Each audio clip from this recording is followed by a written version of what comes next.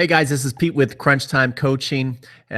We had a great Australian Open. I was recapping most of those matches, and we had over 70,000 views on those. So I thought what would be fun is to really look forward to this year and see who I thought were going to be the top 10 players to watch in 2017 who I think really have a chance to win a major.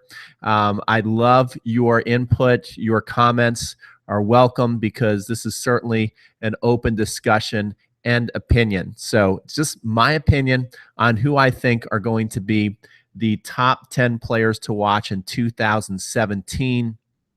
I thought this Australian Open was probably the best start to a year I can ever remember. I mean, even though we're going to talk about the ATP Tour today, hats off to the Williams sisters to both make it to the finals together. Serena wins her 23rd. Venus is 36 years old, and she's playing against her 35-year-old sister. I mean, that is just like, that's crazy, right?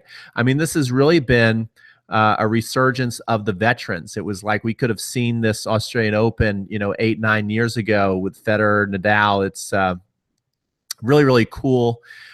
So what we're going to go through again is my top 10 on who I think we should be watching in 2017. So let's get started. The first player on my list that I have at number 10, who is a dark horse, and it's getting darker and darker, but it just seems like if he could just catch a break and win one of those big matches.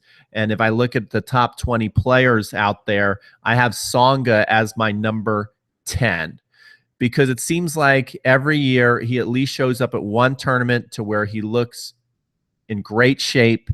He either beats a really, really top-notch player or brings them so close to where it looks like they're going to lose. He's had battles with Djokovic and Federer and pretty much everybody. He is somebody who still looks strong, still looks hungry, is working on his game. But let's face it, he's not getting any younger. He lost in 3 tough sets to Stan Wawrinka this year. But overall, if I look at the top 20, I still think that he has a chance to win a major, a very, very small chance. The window is closing, but he's got all the tools to do it. And if you look at the top 20, I still think if you're going to look at 10 players who could do it, that he is one of those players. Next on my list, number 9 is Nishikori. Now, he is getting really, really consistent in these majors to where you're always seeing him in the second week now. He's always a tough out. He gave Federer everything he could handle. It was a great match. He's a great fighter. He's super quick. It looks like his serve is getting a bit bigger. I think one thing that's interesting, Chang is now his coach. And I remember when Chang worked his way up all the way up to number 2 in the world, he decided, because Chang was, smaller than Nishikori, didn't have the firepower, just a real speedster around the court. And he worked his way up to number 2 in the world one year. And what he did was he took on a lot more risk on his first serve. He started to go for a lot more first serves.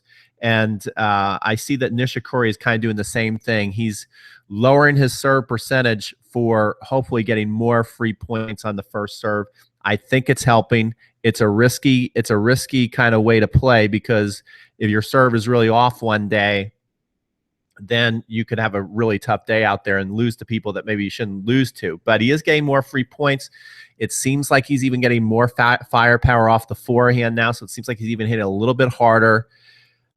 His volley's getting better. So I think that he's got a shot. But why have him so low on the list? He's still a young guy. But why have him so far down the list at number 9 is, to me, I still think he does lack the firepower to really, get himself out of trouble like a Nadal can with his forehand, like a Federer can with all his shots. Djokovic, Murray, Wawrinka with that backhand and big forehand. To me, he's just a lower tier than those guys. So I have him at number 9. At number 8, I have Dimitrov. Okay. I really, really hope that this Australian Open, let me know what you guys think. I really hope that this Australian Open is his coming out party. He is still a young guy. I think he's 25. I thought he was older than that. So he's still young. He's got a beautiful game. And one thing was when he played Nadal this year, it wasn't like watching baby Federer, right? I mean, I thought, okay, this is like the real Federer, except for his name's Dimitrov. And that's not even fair because he's his own player. He's his own man. And he's been through a lot. He's had a lot of downs, a lot of expectations, because as soon as anybody saw him play on the tour, you're like, wow, this guy's beautiful to watch. It's like watching Federer. I really hope he does well. And he just hasn't delivered to the standard that I think a lot of us were expecting and hoping. But against Nadal, his whole journey through the Australian Open was very impressive. Took care of business very, very well.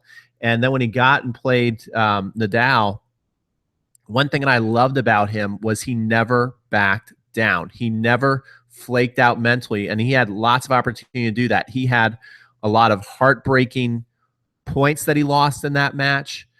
It was very physical. The points were brutal.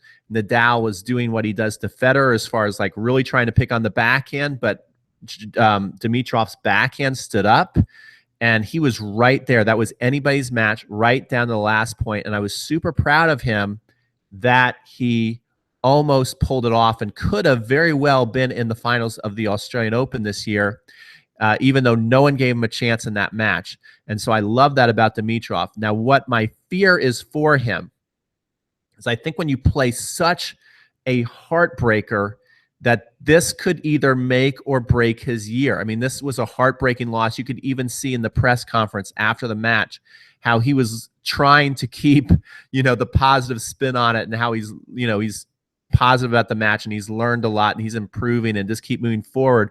But his face told a different story. You could see a man who was heartbroken, that had left everything out on the court. Like, that's one thing he said. Well, one thing I'm proud of is I left everything out on the court. But I hope he didn't leave his heart out on the court, because unfortunately, for the next couple of months here, things are going to get tough on Dimitrov. You have the hard court season, which is great, but then you go to the clay. And I just don't think his strong suit is clay. And so what if he has a rough clay court season? He loses that heartbreaker to Nadal. This could really push him the other way to where he gets very discouraged, like thinking, man, I was so close. I could have won that match.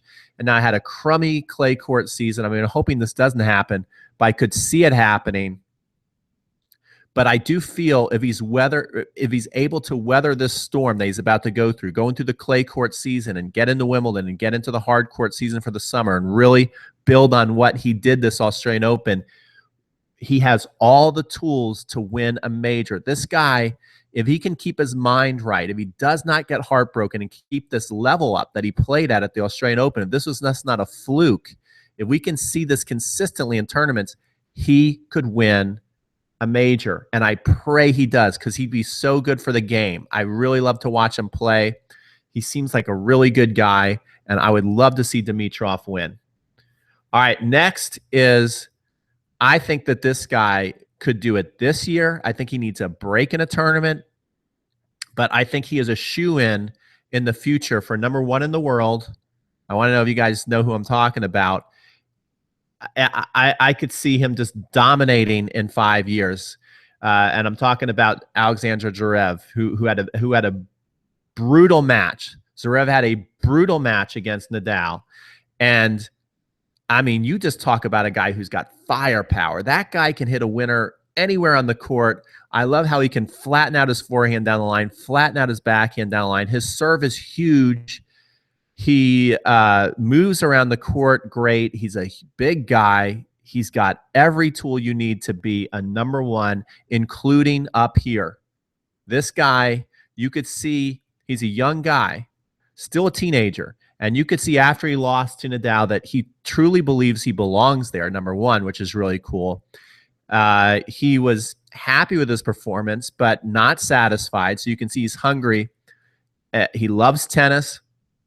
And to me, he's just got that even keel mindset, kind of like a Federer, to where he knows he's good. He knows he's going to have a great career, and he's very hungry to improve.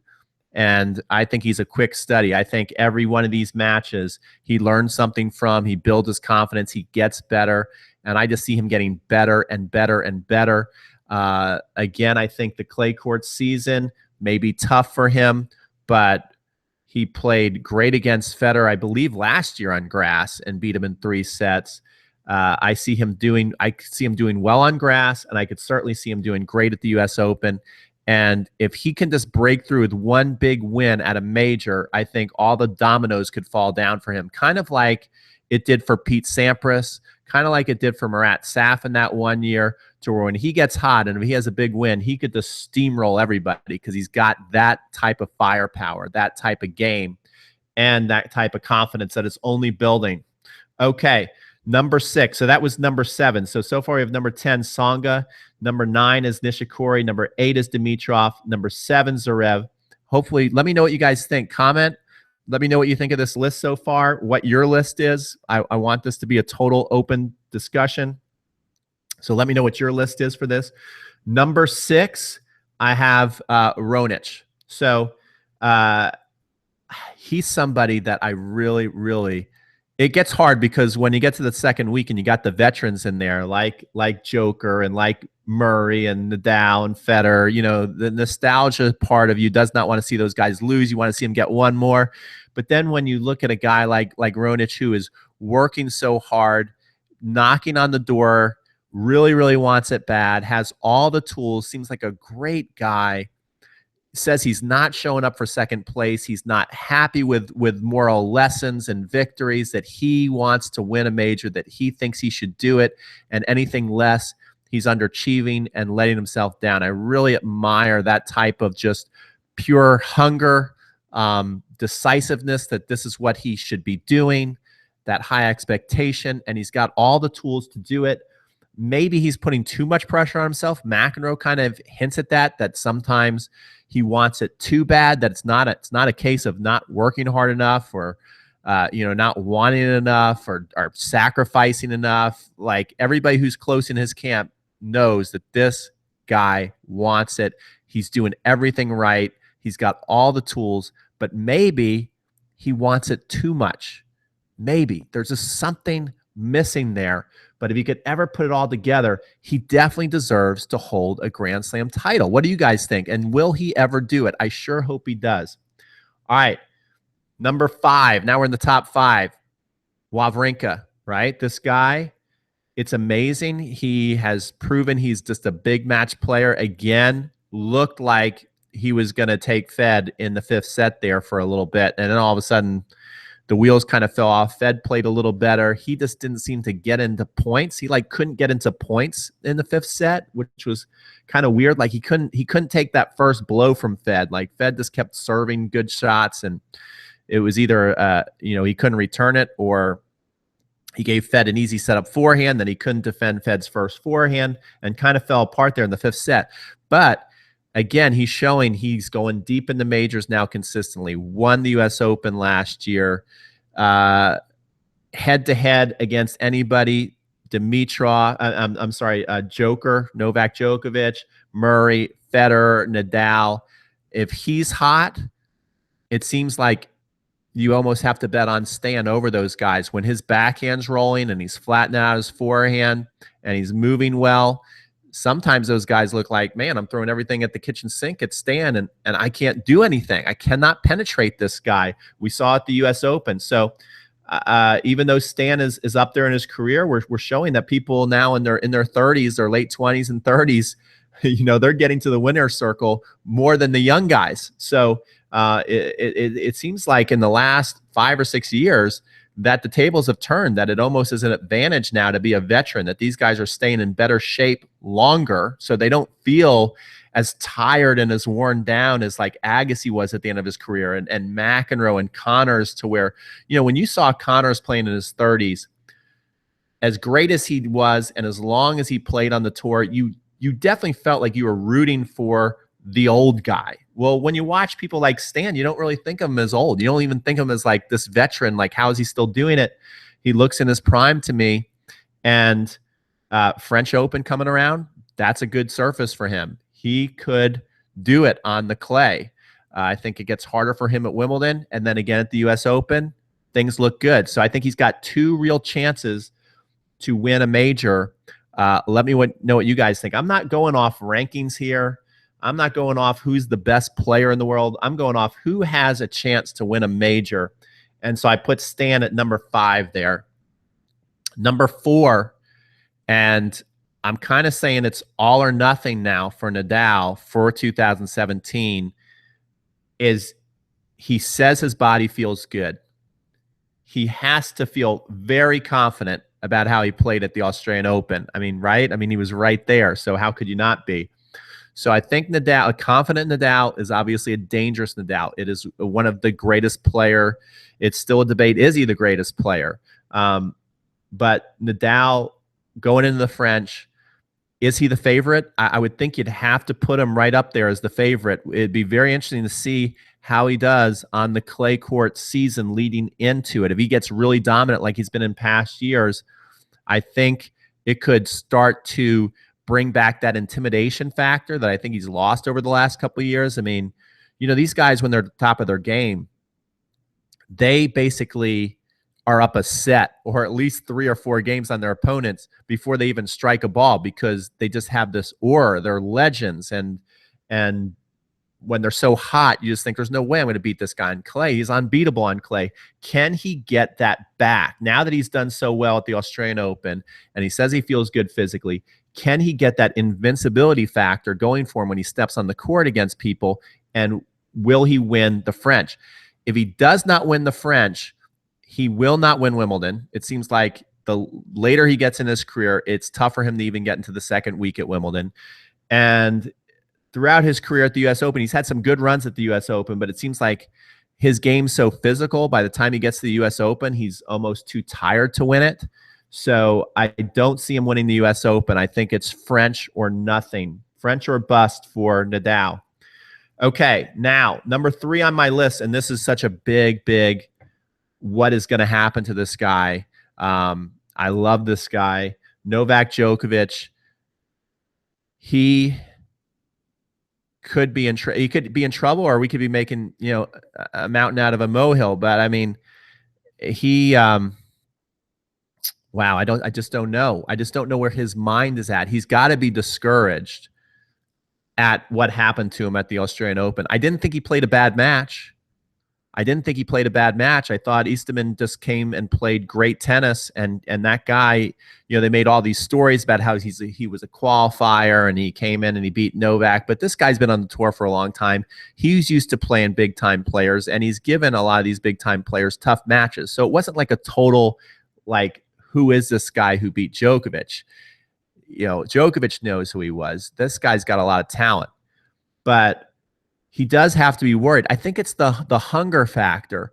To me, Djokovic, I was so impressed of how disciplined he got for those years that he dominated, and he was dominating even just last year in 2016, right? I mean, he started off winning the Australian Open, winning the French, and I think that it's just a hard thing on the family because he seems to take things to Roger seems kind of comfortable with his lifestyle and his kids, and knows the right amount to work, and his wife is kind of totally on board with everything he does. But I think that Djokovic, it's a real sacrifice. I think it's a sacrifice on him. I think it's a sacrifice on the family. And I think when he won that French, it was kind of, and this is the reason why Boris left him. He was kind of like, you know, hey, you know, why am I here? We're not working as hard. And Djokovic just kind of was like, hey, I need a little bit of a break. And I think also his wife was saying to Djokovic, hey, we need a little bit of a break. You know, no more eating your food in the dark and in silence. And like, we just can't go along with this forever. You know, we've sacrificed, and it's time to have some, you know, some normalcy here. So I think to Djokovic, for him to play at his absolute best, has to go to a place that is very hard for the people around him to just keep willingly go to, because I think it's extreme and that's what works for him. But how long can you do that? And how long do the people who love you are going to go along with that lifestyle? So if he's going to come back and win the French and win Wimbledon and win the US Open, either two things has to happen. He has to figure out how he can get the same level of greatness out of his game without being so extreme in his training. And I think it's going to be very hard, or he has to go that place again. And I think it's a dark place that is tough to do. And I think how long he's been able to do it is commendable, but also, you know, it comes at a price. So that's the X factor for me. Can Djokovic get back to that just pure, outrageous focus that he needs to be a champion? And I think that's a big if, especially when he has already accomplished so much. All right, number 2 is Andy Murray. Andy Murray, you know, after the US Open, was just unbeatable there for a while. And, you know, at Wimbledon and Lendl in his corner, he seems like somebody who is hungry, who his team's on board with it. When Lendl is in his corner, that's a good guy to have in your corner. So Murray would seem the most prime to win majors, as far as he still has a lot, not necessarily a lot to prove, but I mean, we've always talked about Murray in the top 4, right? The big 4. And if Stan would have won this year, he would have had more majors than Murray. So I think for as long as Murray's been, you know, considered elite, but also just behind the legends, with him at 3 majors, I think that he still feels, man, I got a lot to prove. If I really want to be, you know, when we talk about the greatest and we talk about my era that I played in, and we talk about Djokovic and we talk about Nadal, we talk about Federer, you know, if I want to be part of that conversation, I need to hold a couple more Grand Slam titles. And, you know, time is running out on that. He's got to do it in these next 2 to 3 years, as far as he's got to get himself up to. Right now he's got 3 Grand Slam titles. Don't you think he's got to get himself up to 6 or 7 or 8 Grand Slam titles, to where when they all retire, that we're always still talking about Murray? Otherwise, I think it becomes like the big 3, and then we kind of go, oh yeah, and you know, Murray played in that era, and Wawrinka played in that era. Weren't they so good? You know, I think he doesn't belong in that conversation until he gets 6 or more majors, like, you know, Lendl did, and McEnroe did, and Sampras, obviously, he's one of the greatest. Agassi, you know, all those guys, Boris Becker, Edberg, they had 6, 7, 8, and beyond majors, and I think that is kind of like the threshold of where you need to get to where when you talk about the all-time greats, you need to be there. I don't think you're going to be talked about as one of the all-time greats with 3 majors. And Murray has the talent to be an all-time great. He has the longevity. I mean, he's been playing these guys in semifinals and finals now for about 10 plus years. He just hasn't walked away with enough victories. So I think Murray is hungry. I think he has a shot at all, not to win 3 in a row, but every major, he can do it on the dirt. He can do it at Wimbledon. He's done it at Wimbledon. He can do it at the US Open. He's done it at the US Open. So, I mean, he's got 3 real shots at winning a major. And so let me know what you guys think about that. What do you think about Murray for the rest of this year? Okay, number 1 on my list is Roger Federer. Not that he's going to finish the year number 1. Not that he's going to be the most dominant player in 2017. But here's the deal. He already has one. So he's already got one. And it's the biggest news story, I would think, that's going to be in tennis of the year, especially on the ATP tour. You know, you have Serena, who's got 23 and counting. So, but I'm talking about just the men here. He's got to be the biggest story all year, reaching 18, winning the Australian Open at age 35. And I think he's got 2 shots, one really good shot and one pretty good shot at winning a major, and one where he's got no shot. So I think the French Open, he has no shot. Now, Roger's character is he plays the tour. When he's healthy, he plays the tour. So he's going to go and he's going to play that French Open. As a Federer fan and someone who'd like to see him get 19 because Federer fans are greedy, I would like to see him skip the French, train for 2 or 3 months on grass, and just get his game so super sharp. Even if he doesn't do that, he still has, I think, the best chance to win a major, another one this year at Wimbledon. He's got to feel great about his game now that he's won another one. He knows that his body can hold up. It's not going to it's not even going to be as grueling. I mean, look at how grueling what Federer went through. He came back after 6 months, played 3 5-set matches, and the grand finale was against Nadal, who he has always struggled against, and Nadal was bringing it. He was bringing his game at Federer. So I think he could win Wimbledon. I don't think he can win the French. My advice, although I'm sure he doesn't care what I think, but my advice is to skip the French, play Wimbledon, and he could also do it the U.S. Open. He loves the U.S. Open. He like the U.S. Open. It's so funny. It's like Federer is so humble, but man, he loves the lights. He loves the limelight. I mean, I think that's a big reason. Besides just loving tennis, the limelight, the spotlight being on Federer does not get to him. He thrives on it. He loves it. He loves all the attention, and you don't get any more attention. And there's no brighter stage than the U.S. Open. He loves playing at night. He loves the energy of the crowd.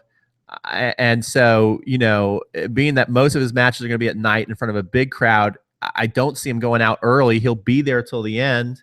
And, you know, once you get to the end of the tournament, it's anybody's ball game. So I think Fed's got 2 shots. I don't think he's going to win both of them, but I think he's got a real shot at picking up number 19, which will separate him further from the crowd. So let me know what you all think. In fact, what I'm going to do right now is I'm going to look at the page and see if you guys have commented. I'll keep talking here. Another thing, if you guys are interested, I have a weekend special. If you love Federer's backhand and you happen to have a one-handed backhand, I am an online instructor. I'll put it, it's in the description below. So if you're looking at the description, you can look there at the bit.ly link. I'm also going to put it right up here in the chat section right now, to where that is a special that I'm doing just for the weekend, just to celebrate Roger's victory. I have a course called Backhand Mastery. It's a 12-week program that I took one of my students through step by step, and you basically get to follow him step by step. It truly transformed his backhand. It was amazing. So this obviously cost him a good bit of money to do because they were private lessons, but for my online students, it was only $97. And right now I'm doing a weekend special to where it's just $37. So it's here in the chat section. It's also below in my description. So if you go below the video, you can find the bit.ly link. Like I said, this is only good for this weekend. So it's going to, Sunday night, the 5th at midnight, it will no longer be available at this price. It's gotten really good reviews. So check that out as my way of saying thanks. If you have a one-hander and you want to get it going like Fed, one thing that was kind of cool is we could see a big reason Federer won the Australian Open this year. He actually improved his backhand, right? I've never seen him come over so many backhands. I've never seen him attack so many backhands. I've never seen the cross-court winners come flying out of his racket or the down-line winners coming. So his backhand was no longer bullied. And I know on the recreational courts, many people lose matches because their backhand just gets pushed and bullied around. I know that 70% of the people that follow me have a one-handed backhand. So there's some really, really good tips in that course. And that's it, guys. So hopefully if you like this video, you enjoyed this, here's a couple things I want you to do. Definitely leave your comments below when the comments come up. Let me know who your top 10 is. If there's any top 10 that I left off the list that you totally disagree with, I'm cool with that. Give the video a like. I really like likes, guys. That really makes my day. And subscribe to this channel. If you're watching me for the first time and you want to see, if you want to see online tips on tennis, if you want to keep following my opinions on the tour, I'm going to keep doing this. So make sure you subscribe. YouTube will even, if you put notifications on your phone, will even send you a notification every time there's a new video coming up. And I do lots of live videos now. So it's another fun thing I love to start doing. I'm going to do a lot more of it. There was someone wrote here, there was an analytics article that pointed out that Federer, for the first time, Nadal match, where Federer's backhand had a net positive effect. Good comment. So there you go, guys. If you want to have a net positive effect on your game, look at the link I have here on the somebody asked, where is the article? So if you're looking at this and you want to post the article either in the chat section or on the comments, when the comments become available, put that article up there. We'd love to see it. And again, if you want to take advantage of my Federer Backhand Mastery Special, click the bit.ly link in the chat and the description below. It's also going to be showing up on the videos. That's it, guys. Look forward to seeing your comments. That's what makes it so fun. All these videos I did during the Australian Open, we had so many comments, and I think this is a great debate to have. Keep it classy, people, and I'll be responding to everybody's comments, as well as it looked like a lot of people like to get into it. So this is Pete, Crunch Time Coaching. Check out my website, crunchtimecoaching.com. You can also get free courses out there, and I'm turning this off. I'm stopping the broadcast. Really appreciate your time today, guys.